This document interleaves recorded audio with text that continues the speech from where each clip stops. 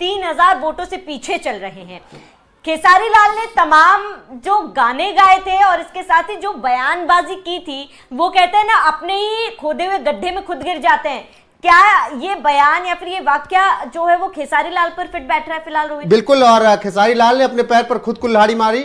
वेद शर्मा जी के पास चलेंगे, मैं थोड़ा छपरा के आंकड़े बता देता हूं। अभी जो आंकड़े हैं, जब हम बात कर रहे हैं लगभग 2 बजे के आसपास, 1:30 से 2 बजे के बीच में, तब खेसारी लाल यादव 3000 से ज्यादा वोटों से पीछे चल रहे हैं भारतीय जनता पार्टी की छोटी कुमारी से। छोटी कुमारी यहां पर लीड लेती हुई नजर आ रही हैं और तीसरे नंबर पर जनसुराज के जयप्रकाश सिंह हैं, जिन्हें सिर्फ 675 वोट और 700 के बीच अभी वोट मिले हैं। खेसारी को 12500 वोट अभी तक मिले हैं और लीड जो कर रही हैं छोटी कुमारी, 15500 से ज्यादा वोट उनके हिस्से में अभी तक आ चुके हैं। अभी कई राउंड की काउंटिंग बाकी है, लेकिन खेसारी लाल यादव यहां से चुनाव निकालते हुए मुश्किल में फंसते हुए नजर आ रहे हैं और बहुत मुश्किल होगा चुनाव निकालना। रुझानों में छोटी कुमारी बहुत आगे निकल चुकी हैं और खेसारी लाल यादव के लिए मुश्किलें बढ़ती जा रही हैं। कैसे, वो वेद शर्मा जी समझाएंगे कि क्यों खेसारी लाल इतना स्टारडम होने के बावजूद इतने पीछे हैं। देखिए पांडे जी, आपके चैनल के माध्यम से खेसारी भैया को एक मुफ्त की सलाह ये है कि चुनाव लड़ना किसी भी स्टेज पर लौंडा डांस करे जैसा बिल्कुल भी नहीं है।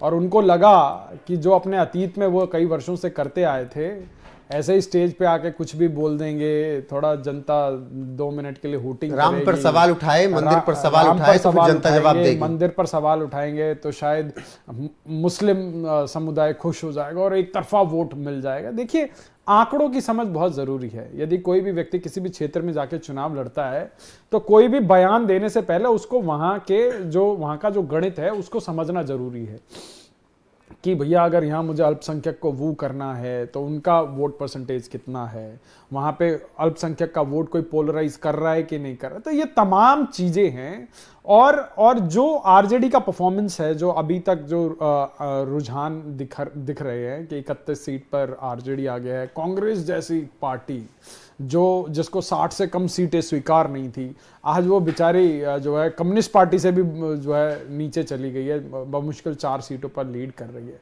तो ये समस्याएं तब आती हैं जब देखिए, जो व्यक्ति जिस चीज का मास्टरमाइंड होता है, जो व्यक्ति जिस चीज का स्पेशलिस्ट होता है, वो जब नई पिच पर आके खेलता है तो उसको पहले पिच रीड करना। और वही बात मनोज तिवारी कह रहे हैं कि हाँ, हम बिहारी हैं जी, थोड़े संस्कारी हैं जी, और संस्कार बिहार की जनता ने दिखा दिया एनडीए के लिए, जेडीयू के लिए, बीजेपी के लिए, एलजेपी-आर के लिए, और खेसारी लाल यादव को दरकिनार किया है। अब ये नतीजे कितने बड़े होंगे आने के बाद, ये थोड़ी देर में कंफर्म हो जाएगा।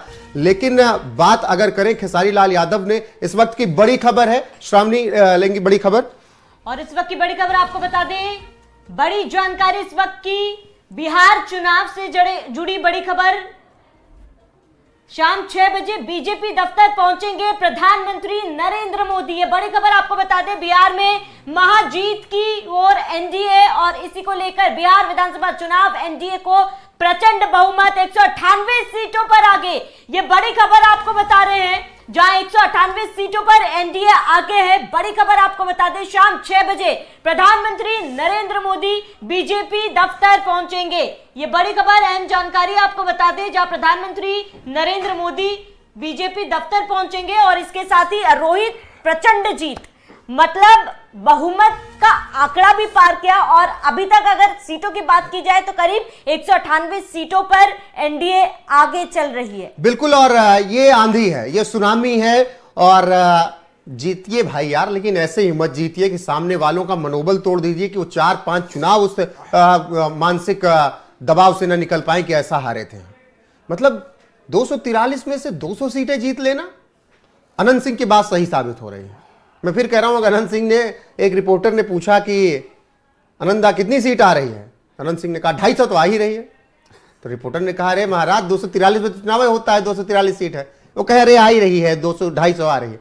फिर बाद में अनंत सिंह को किसी ने समझाया तो उन्होंने कहा 225 आएगी, 210 से 225 आएगी। और अनंत सिंह की बात सच हो रही है, और मोकामा से वो खुद जेल में बैठे बैठे जीत रहे हैं। तो ये प्रचंड जीत है, ये सुनामी है।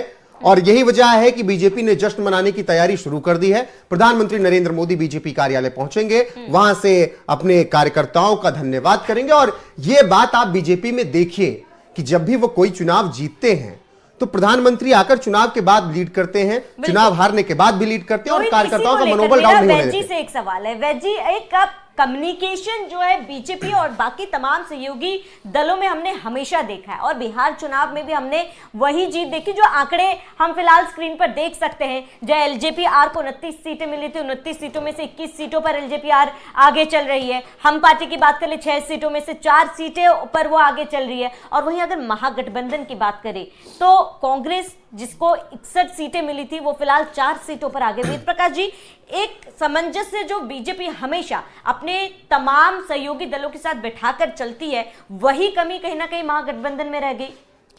देखिए, ये कमी उनके अंदर पिछले 11 सालों से है। अब पहले वो लोग ईवीएम को गाली देते रहे, उन्हीं के नेतृत्व में 2014 का चुनाव हुआ।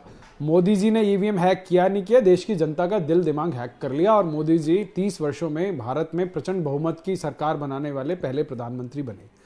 फिर उन्होंने उसी की पुनरावृत्ति 2019 में की और 2024 में जब आपने देखा कि भारत से लेकर तमाम विदेश की एजेंसियां और तमाम लोग जो है नरेंद्र मोदी को और भारत को डिस्टेबलाइज करने में लगे हुए थे, और उसके बावजूद भी बीजेपी जो है 241 के नंबर को 10 साल के एंटी इनकम्बेंसी को जो एब्जॉर्ब करते हुए 241 लेके आई। तो this is BJP style of working, this is Narendra Modi style of working, जिसका अप्रिसिएशन जो है तेजस्वी यादव ने अपने अपने अभी बिहार चुनाव के एक इंटरव्यू में बताया कि बीजेपी कैसे कैडर बेस्ड पार्टी है, उनका कार्यकर्ता जो है 24 घंटे जो है पार्टी के लिए। जब सवाल किया गया ना तेजस्वी से कि चलिए मान लीजिए बीजेपी आपकी कट्टर राजनीतिक दुश्मनी है उनसे और बीजेपी से आपके विचारधारा भी नहीं मिलती, लेकिन एक तो बात होगी जो बीजेपी की अच्छी लगती होगी। तेजस्वी ने जब ये बात कही ना, मुझे लग रहा है कि उसका भी निगेटिव असर चला गया उनके कार्यकर्ताओं के बीच में कि भाई ठीक है, चुनाव के बीच में आप ऐसी तारीफ कैसे कर दिया।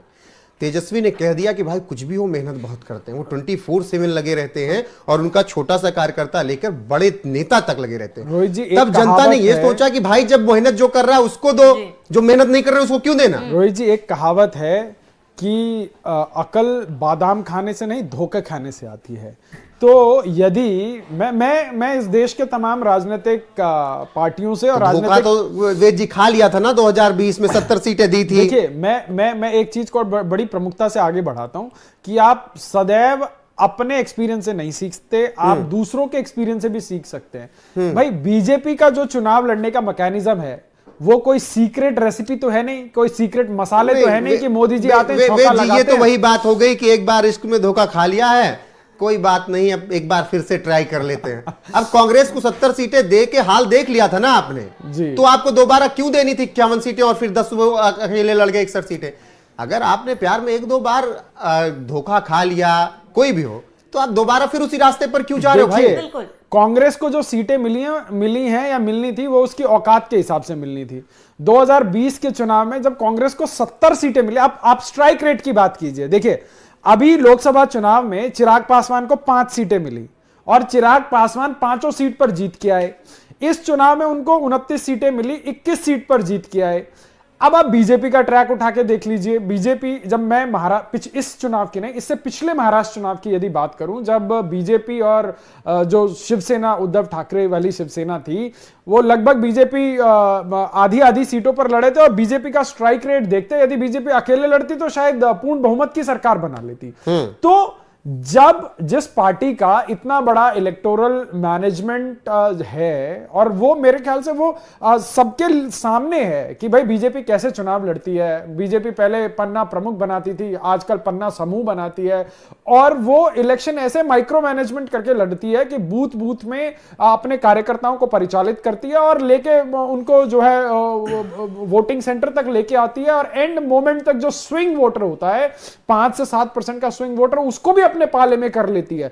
तो ये एक साइकोलॉजिकल इंपैक्ट है कि एंड मोमेंट तक जो वोटिंग बूथ के गेट तक वो जो है अपने वोटर को छोड़ती नहीं है, अपने वोटर को इन्फ्लुएंस करने की पूरी कवायद में रहती है। और यहां किसी को लगता है कि भैया तेजस्वी भैया के स्टेज से रंगदारी के गाने और छोटे छोटे बच्चों से क्या बनेगा बाबू, रंगदार बनेगा, भैया की सरकार है ये। नहीं, वही तो था, रंगदार हो भैया के आवेद शासन में कट्टा लगा के घरे से उठा ले, ये सब वीडियोस बन रहे थे, गाने बन रहे थे। और दूसरी तरफ बीजेपी के गाने क्या बन रहे थे, हाँ हम बिहारी हैं जी, थोड़े संस्कारी हैं जी। तो फर्क तो जनता देख रही थी, कौन क्या बोल रहा है क्या नहीं बोल रहा है, और उसका असर इन चुनावी नतीजों में दिखा है मुझे लगता है।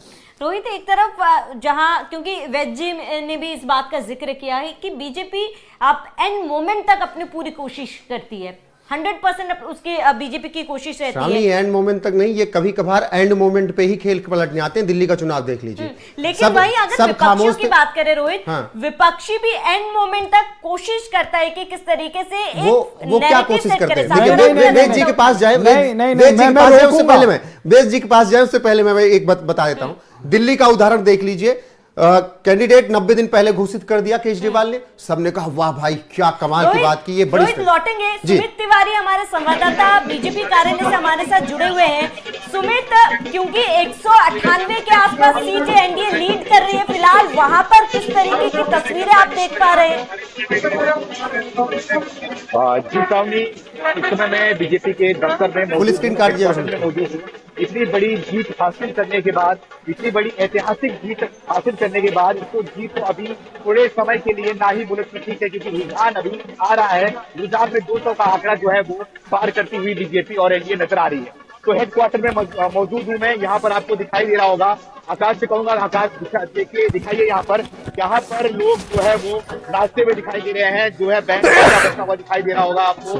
मोदी बनकर आया हुआ शख्स यहाँ पर जो है वो नाचते रहा है, और यहाँ पर लोग जो है वो पैसे बांट रहे हैं यहाँ पर खुशी से इनके लिए। तो बीजेपी दफ्तर में जो खुशी का माहौल है, जिस तरीके से मिठाइयाँ बांटी जा रही है, लोग यहाँ पर आ रहे हैं और जश्न मना रहे हैं। ये पूरे देश भर